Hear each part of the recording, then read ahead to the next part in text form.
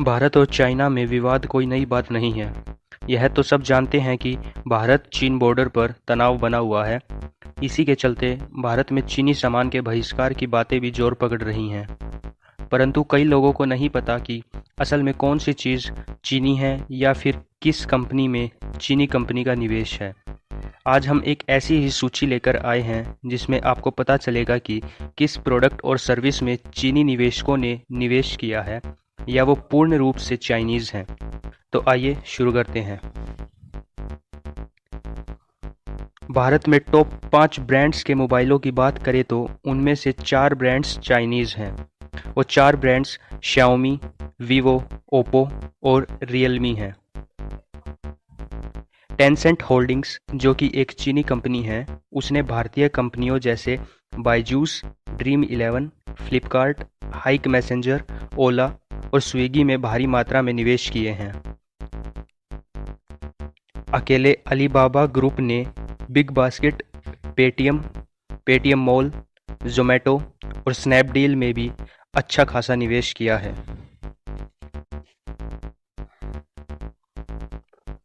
अनेक भारतीय कंपनियां जैसे मेक माई ट्रिप, ओयो, पॉलिसी बाजार, क्विकर आदि में भी चाइनीज कंपनियों का निवेश है। बहुत से आईफोन्स भी चाइना में ही असेंबल होते हैं। इतना ही नहीं बल्कि रेयर अर्थ एलिमेंट्स जैसे सीरियम, टर्बियम, स्कैंडियम आदि, जो कि एक 17 एलिमेंट्स का समूह है, इनका प्रोडक्शन भी चाइना में ही सबसे ज़्यादा होता है। फर्टिलाइजर्स, ऑर्गेनिक केमिकल्स और प्लास्टिक सामग्री भी चीन से शीर्ष 5 भारतीय आयातों में से है। भारतीय दवा निर्माता अपने कुल एपीआई का लगभग 70% चीन से आयात करता है। एपीआई वो रॉ मटेरियल होता है जो किसी दवा को बनाने में इस्तेमाल में लाया जाता है, जैसे क्रोसिन बनाने में पैरासीटामोल का इस्तेमाल होता है।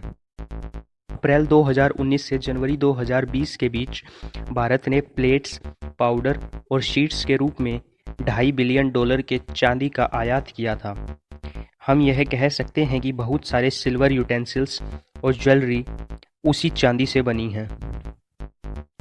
भारत चीन से अन्य चीज़ों के अलावा मॉनिटर और प्रोजेक्टर का भी भारी आयात करता है। यह भी संभव हो सकता है कि जिस स्क्रीन पर आप यह वीडियो देख रहे हैं, यह भी किसी तरह चीन से संबंध रखती हो। 2019 में भारत चीन से जितना निर्यात कर रहा था, उसका 10 गुना अधिक ऑटो कंपोनेंट्स का आयात कर रहा था। तो हो सकता है कि आपके पास जो कार है उसमें भी कुछ हिस्से चाइनीज़ हों।